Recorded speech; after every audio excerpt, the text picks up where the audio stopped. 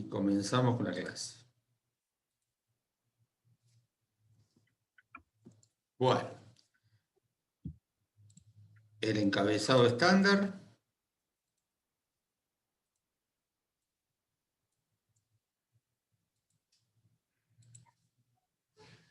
Ya hemos visto, revisto y recontravisto cómo está formado un protocolo o un proyecto de investigación.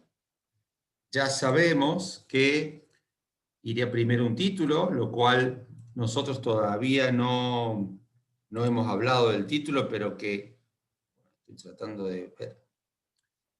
No hemos hablado del título, pero que ya sabemos que el proyecto que hemos estado manejando hasta ahora, que primero arrancamos con objetivos, metodología, y después le incorporamos introducción y referencias bibliográficas, ahora va a cerrar con un título. Ese borrador de protocolo es la raíz, es lo que hay que presentar en cualquier lugar que uno se presente.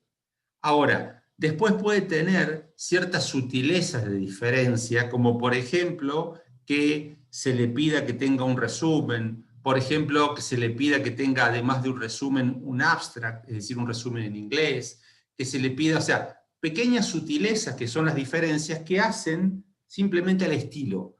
Si ustedes son capaces de armar objetivos, metodología y empalmar con introducción y referencias bibliográficas y ponerle un título, son capaces de armar un protocolo o un proyecto de investigación. Finalmente, después que lo autoricen a hacer el proyecto de investigación, que ustedes trabajen y obtengan los resultados, van a tener que presentar un trabajo final. Ese trabajo final se puede entender como un informe final, una presentación de tesis, un paper, una publicación, una presentación al Congreso. La estructura del método científico es esta: título, introducción y objetivos, metodología, y luego vienen resultados, discusión, conclusiones y referencias bibliográficas. Ese es el formato del trabajo final. Ambos, tanto un protocolo como el trabajo final, tienen que tener coherencia interna, tienen que tener uniformidad. Nosotros muchas veces vamos evaluando de a poquitito los protocolos de ustedes, por ejemplo, objetivos, por ejemplo, metodología, y cuando llegamos a la segunda parte de metodología nos damos cuenta que los objetivos que plantearon no estaban acorde a la metodología. Por lo tanto, no tiene que ver con cada parte por separado, sino tiene que ver como un todo.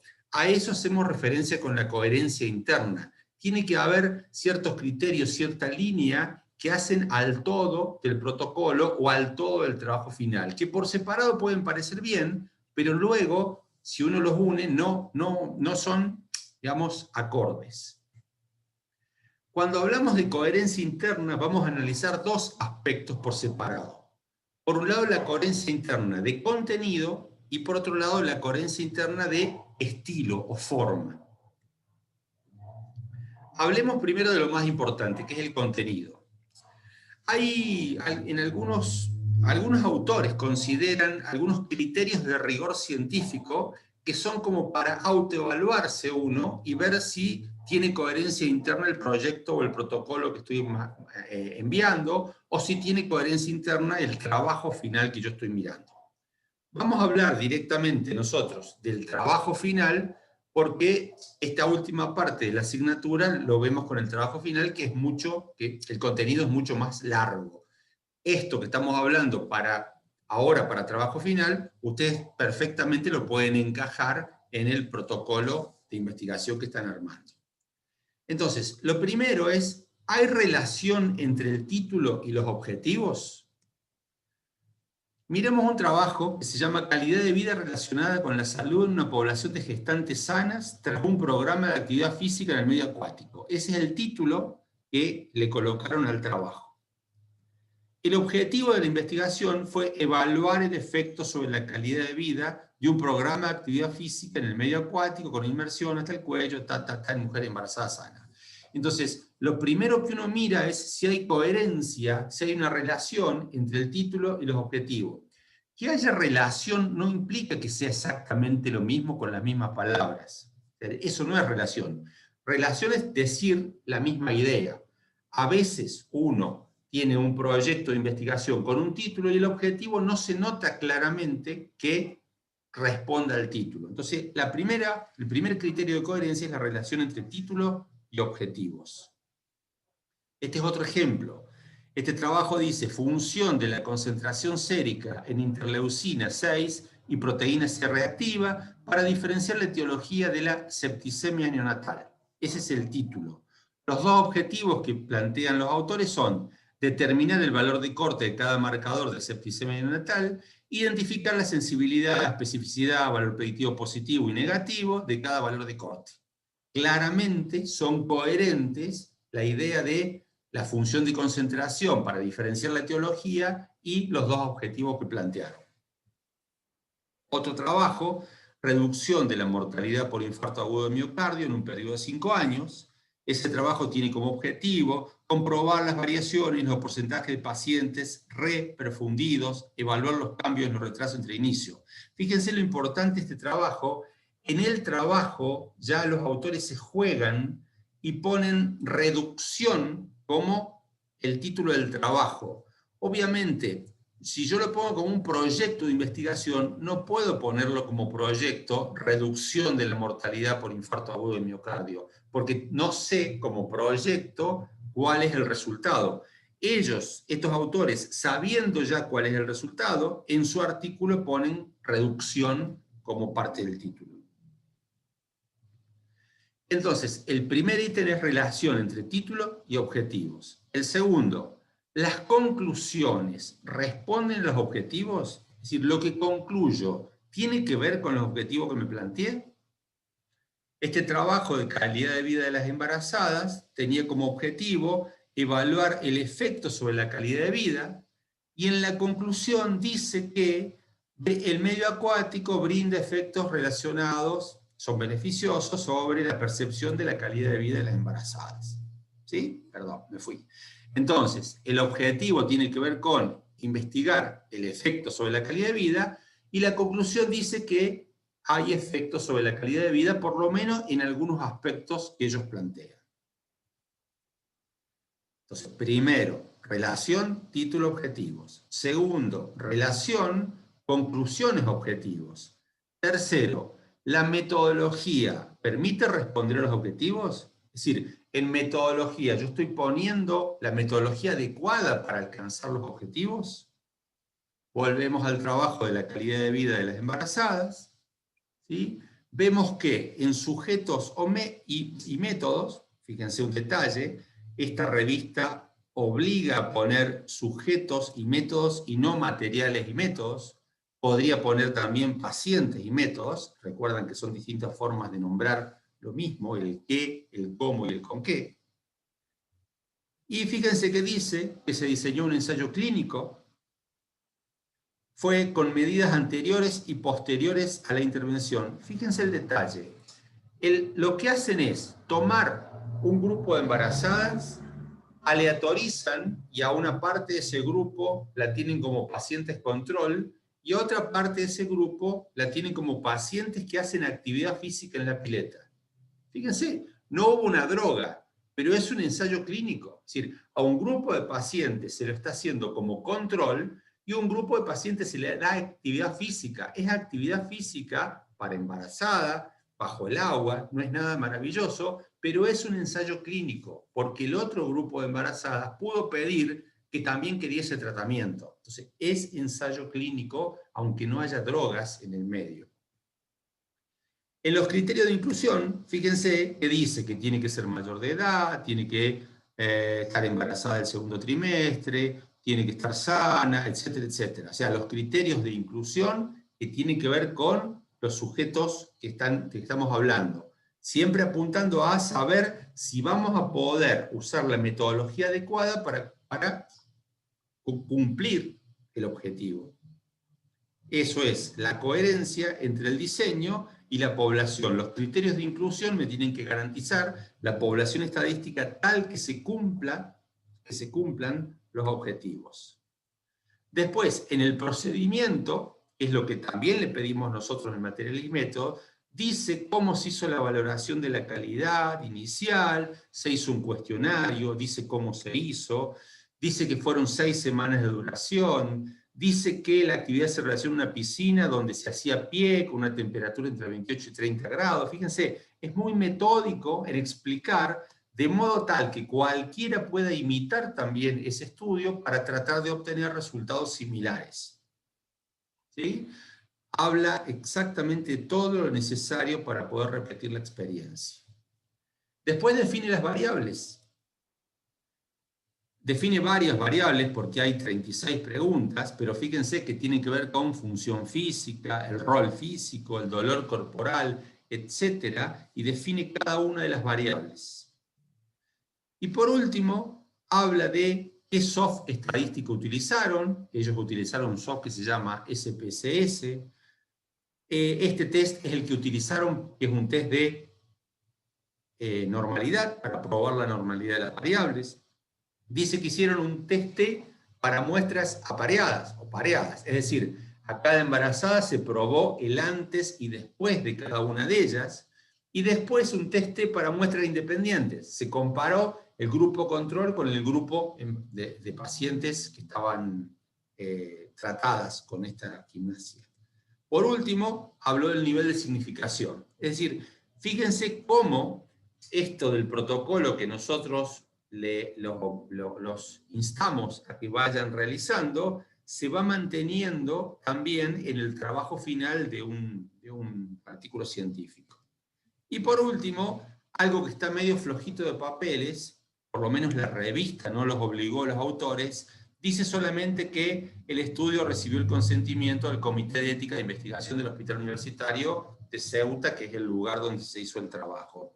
Obviamente en eso somos mucho más exigentes porque les exigimos el conocimiento del protocolo de Helsinki, que saben acerca del ANMAT. Miren, todos los ítems que nosotros les pedimos van a ser más exigentes que solamente decir, sí, el Comité de Ética lo hizo. ¿Sí? Bien. Entonces, con eso lo que estábamos viendo es si la metodología permite responder a los objetivos. Si yo leo cada una de esas partes de la metodología, digo, sí, el objetivo es cumplido porque está toda la metodología adecuada para poder cumplir objetivos. Ahora, el otro criterio, ¿los resultados se obtienen a través de la metodología planteada? Es decir, ¿los resultados que tengo son porque hice esa metodología o hice otra metodología y no la puse, o el resultado que tengo no corresponde a eso? Bien, fíjense que habíamos dicho que hacían test estadístico de muestras pareadas o apareadas, y aquí tenemos el valor para cada una de estas variables que se tomaron, el valor de antes y el valor de después de cada uno de los grupos. O sea, si dentro del grupo experimental tengo la media antes y la media después, lo que tengo es un análisis, digamos, intragrupo. La diferencia intragrupo se ve con un teste para muestras apareadas. Para el teste para muestras independientes, hacen este gráfico, que es un gráfico de estrellas, donde cada variable es un eje de la estrella, y se fijan, por ejemplo, la variable SM, que es la variable salud mental, se fijan que hubo diferencias significativas entre el grupo control y el grupo tratado, y por ejemplo, la variable RF, que es el rol físico, me dice que no hay diferencias significativas entre el grupo tratado y el grupo control. La pregunta es, ¿eso con qué test estadístico se puede hacer? ¿Con un teste para muestra independiente? Sí, listo. Es correcto entonces la metodología utilizada. ¿Los resultados respaldan a las conclusiones? Acuérdense que ya hablamos de esto y dijimos que cuando uno escribe las conclusiones, solo puede concluir acerca de los resultados del trabajo. No puede empezar a concluir acerca de otras cosas que no tenemos entre manos. Entonces, aquí tenemos donde este cuadro que está acá arriba tiene que ver con las conclusiones del trabajo, y fíjense lo que le pasó a la gente de este trabajo. Dice que, no alcanzo a ver porque tengo la pantalla acá, ahí estamos. En definitiva, podemos concluir que la práctica de un programa de actividad física en el medio acuático brinda beneficios relacionados con la percepción de la calidad de vida relacionada con la salud específicamente las dimensiones dolor corporal. Dolor corporal es la variable DC. La variable DC, que es dolor corporal, la tenemos aquí. Hay diferencias significativas entre el experimental y el control. Después dice la variable vitalidad. La variable vitalidad es la variable bit. Observamos la variable bit y la variable bit no tiene diferencias significativas entre el control y el experimental. Después dice salud general, rol emocional y salud mental, ¿sí? Que sí tienen diferencias significativas. Por lo tanto, los autores se excedieron en las conclusiones porque vitalidad no es una variable que le haya dado resultados significativos entre el grupo control y el grupo tratado. Tal vez se les pasó, tal vez cuando copiaron y pegaron lo que habían puesto en metodología, etcétera, se les pasó vitalidad, pero es un ejemplo donde las conclusiones no se remiten a los resultados. El resultado no dice que haya diferencia en términos de vitalidad. Por último, las conclusiones resuelven el objeto problema, es decir, lo que planteamos en su momento como lo que queríamos estudiar. Miren, en este mismo trabajo, arranca el trabajo desde lo general a lo particular, explicando que la literatura científica recoge claramente los beneficios que aporta hacer actividad física, etcétera, etcétera, que es beneficiosa, etcétera. Pero después, eso es lo que sí se conoce. Después en la introducción, en este cuadro que está acá, habla de lo que no se conoce, es un poquito la justificación que se pone en la introducción de por qué hace falta el trabajo. Entonces dice, sin embargo, el efecto de la inmersión sobre la calidad de vida en mujeres gestantes que siguen el programa de ejercicio físico en el agua con fase de inmersión total no ha sido suficientemente investigado. Bien, eso los autores lo colocaron en la introducción, lo que se conoce, lo que no se conoce. Finalmente, extraemos un pedazo de la conclusión que dice, en definitiva podemos concluir que la práctica de un programa de actividad física en el medio acuático brinda beneficios relacionados con bla, bla, bla, bla, bla. Entonces, hay una coherencia entre lo que se proponía estudiar, que era el objeto en estudio, no como objetivo, como término de la frase objetivo, sino el objeto de estudio que se quería estudiar, se estudió y las conclusiones son referentes a ese objeto de estudio. Con esto hemos visto lo medular, lo central de un trabajo, que tiene que ser coherente desde arriba hacia abajo, es decir, coherente desde el título hasta las conclusiones. Si una persona ve una incoherencia, si hay algo que no esté alineado, entonces va a ser claramente cuestionable el trabajo. Entonces, una vez que lo vamos escribiendo, tenemos que ir viendo si el trabajo, en términos de contenido, tiene esa coherencia interna. Luego viene un tema que podría ser hasta superficial, pero que es muy importante, que es el estilo de la escritura, no en términos de estilo de escritura lingüística, sino que tiene que ver con la forma, la uniformidad del formato. Parece un tema menor, pero el tener un tipo y un tamaño de la letra, de la fuente, el interlineado y las márgenes son importantes porque cuando uno lee, choca mucho que haya un paisano de cada pueblo. Y con eso les estoy diciendo que algo que no presté atención yo en lo personal, en las introducciones o en los materiales y métodos de algunos de ustedes, es que se nota claramente que aunque le hayan cambiado la letra y el tamaño, algunos textos están escritos dentro de la misma introducción, con un gris claro, otro un gris más oscuro, otro un negro, algunos tienen distinto interlineado, otros tienen un margen para un lado o para un alineado para un lado y para otro. Es decir, se nota mucho y cuando uno está acostumbrado a eso, puede hacer la diferencia en que te bochen o no el trabajo. Entonces, es un tema importante el presentar, cuando uno tiene el trabajo final, ese estilo que sea coherente. Muchas veces el estilo está definido por los reglamentos de la presentación, ¿sí? A veces directamente cuando uno hace la Universidad Católica de Córdoba, cuando les pide el proyecto final y cuando les pide el trabajo final, perdón, les pide cuál es el tamaño de la letra, qué tipo de letra quiere, etc. Pero uno tiene que ser coherente y todo tiene que respetarse. nosotros podemos, digamos, utilizar uno, que es el de la revista Método, que es de acá de la facultad, de la Universidad Católica de Córdoba, y ahí, por ejemplo, fíjense que dice, los manuscritos deben redactarse con procesador de texto, a espacio 1,5, incluso los resúmenes, referencias y tabla, con fuente Time New Roman 12, las páginas deben numerarse, parece un tema menor, pero hace al estilo. Los títulos y los subtítulos tienen que tener coherencia, tienen que tener, si tienen un espacio entre uno y otro, siempre tiene que tener un espacio. Si el título lo ponen con mayúscula, tiene que poner siempre en mayúscula, si es siempre con negrita, sí, tiene que haber coherencia. Fíjense, por ejemplo, esta revista que está acá, tiene una forma de poner títulos y subtítulos que es muy propio de la revista, donde cada uno va con un número, ¿sí? 4, por ejemplo, acá, 411, que sería un subtítulo de este subtítulo. Entonces, hay una coherencia interna. Yo no les digo que pongan 4, 4.1, 4.1.1, pero fíjense que hay distintos estilos de esa coherencia. Los colores. Primero, intenten siempre poner la menor cantidad de gráficos posible. Los gráficos, puede haber un par de gráficos, 2, 3 gráficos, que digan algo, que indiquen algo, pero tampoco para empachar al lector. Los gráficos tienen que decir algo que en el texto es complicado de decir. Este gráfico, fíjense, de estrella, da una idea general de qué es lo que cambia y qué es lo que no cambia.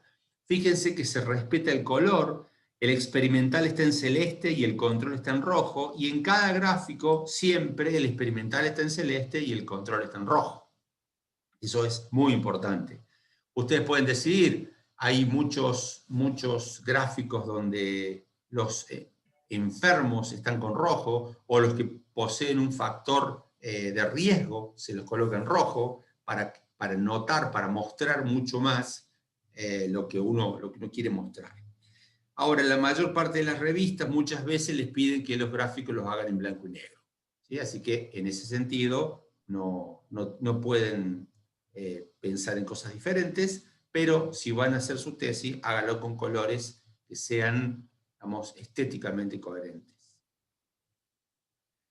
Las denominaciones. Ustedes están muy acostumbrados a utilizar siglas. Hay muchísimas siglas que se utilizan cotidianamente.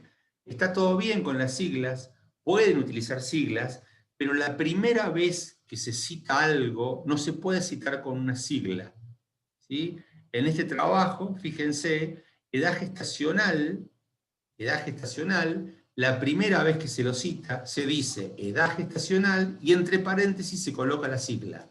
De ahí en más, ya la segunda vez que se lo nombra, ya uno puede poner GA directamente, que es la sigla de edad gestacional. O sea, nunca por primera vez se pone una sigla sin haber mostrado cuál era su definición para el autor.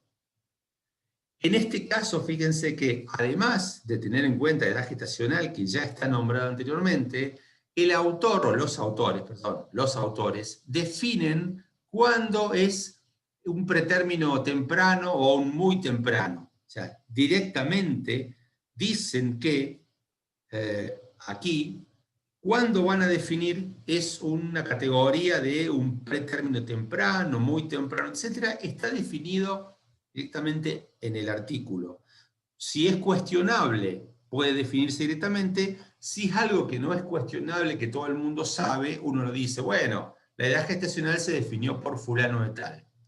Por ejemplo, últimamente hay, según recomendaciones de la OMS, el índice de masa corporal, que es algo pero claramente conocido, algunos autores todavía siguen considerando normopesos aquellas personas que tienen un índice de masa corporal entre 20 y 25. Y hay otros que dicen que no, que el normopeso es el que tiene un índice de masa corporal de 18,5 a 25. Ahora, si quiero trabajar con obesidad, ¿voy a trabajar con obesidad como? ¿Obesidad tipo 1, tipo 2, tipo 3? ¿O voy a trabajar solamente con obesidad? Bueno, eso tiene que estar explicado en el texto, y si le voy a poner un apócope a obesidad, o le voy a poner de alguna forma en particular, tiene que estar explicado en el texto la primera vez. Además, la misma denominación tiene que estar en el mismo manuscrito. ¿Sí? Si en el mismo manuscrito digo GA, siempre voy a decir GA, y siempre voy a decir G en mayúscula y A en mayúscula. Si yo pongo Clínica Universitaria Reina Fabiola, primero, después pongo CU, Reina Fabiola con minúscula, después pongo CURF, o sea, es incoherente dentro del mismo texto que la estoy nombrando de forma diferente. Tiene que ser siempre de la misma forma. Con eso cerramos no solamente este PowerPoint, sino que cerramos la asignatura, gente. Hemos tenido 8 semanas, que por un feriado han sido 9, de bastante intensidad e idas y vueltas.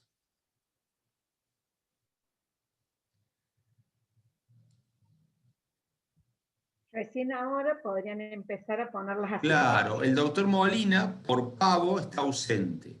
La doctora Álvarez Florencia, por pavo. Todos los que entraron tarde, que no te escucharon a Gaido vos. Maina, María del Pilar está ausente, Mariana Rubier está ausente, Sandoval está ausente, Rodríguez Marina está ausente, todos esos están ausentes. Son todos los que entraron después que vos les dijiste. Zafó Romina Llanos, que ya dijimos que sí. Bien, gente, hay preguntas, hay dudas conceptuales del tema, de los temas.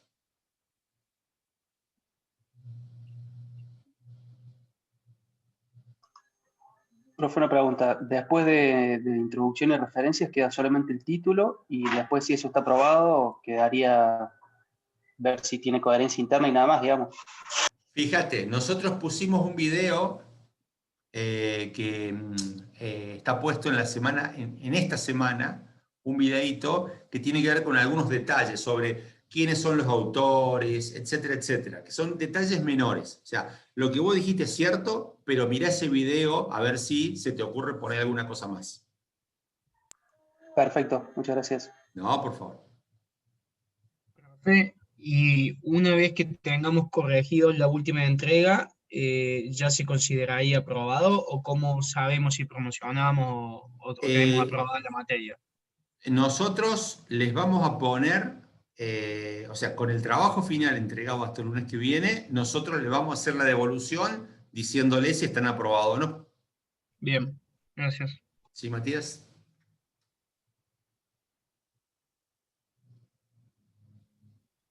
Profe, hasta el lunes que viene va a ser la fecha para entregar todo. Sí, lunes 7.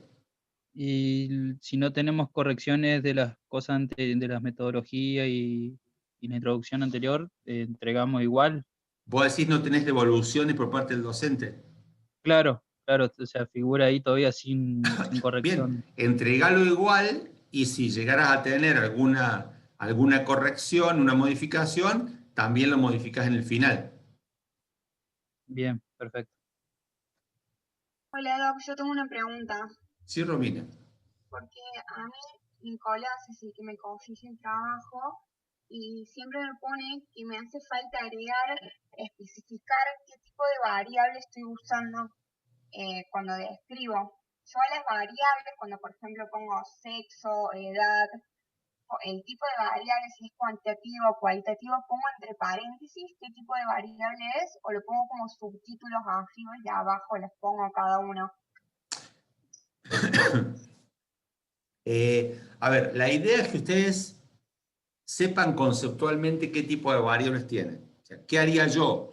Yo lo que haría es, iría poniendo una variable debajo de otra y al lado le iría poniendo si es una variable cuantitativa, si la voy a medir en meses, etcétera, etcétera.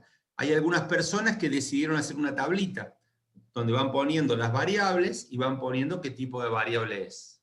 ¿Sí? Como vos prefieras. Nosotros queremos que vos seas consciente y que seas coherente con tu objetivo y tu metodología y sepas qué variables, cuántas variables y de qué tipo vas a tener. Bien, perfecto. O sea, que puedo redactar las variables y aparte poner tabla 1 y hacer un cuadrito. Si vos redactás todas las variables, no vale la pena poner 2 veces la misma información. O sea, si lo vas a redactar, déjala redactada. O sea, Acuérdense, en ciencia tratamos de no poner 2 veces lo mismo. Si ya pones lo mismo, ya está, me lo dijiste. Entonces, si vas a redactar todo, listo, lo redactás. Si no, pones las variables y su manera de medirla es la siguiente, 2 puntos, y pones la tablita con eso. ¿Se entiende? Bueno, perfecto. Gracias. Dale, Romina. Profe, Sí, Ignacio. yo acabo de recibir, hoy he recibido la corrección de materiales y métodos 3. Me faltaría, corregir lo que usted me ha dicho. Y me falta la corrección de lo que es de introducción y bibliografía. Cuando tenga esa devolución, recién enviaría todo el trabajo completo. Pero en ese caso directamente lo subo en trabajo completo o lo subo para una nueva revisión. Ignacio, espera. ¿Cómo es tu apellido? Gutiérrez. Sí. Pero si yo ya te corregí bibliografía y intro. Ah, bien, porque hoy he entrado y me aparece solamente la de materiales y métodos 3. Ahí me fijo nuevamente entonces.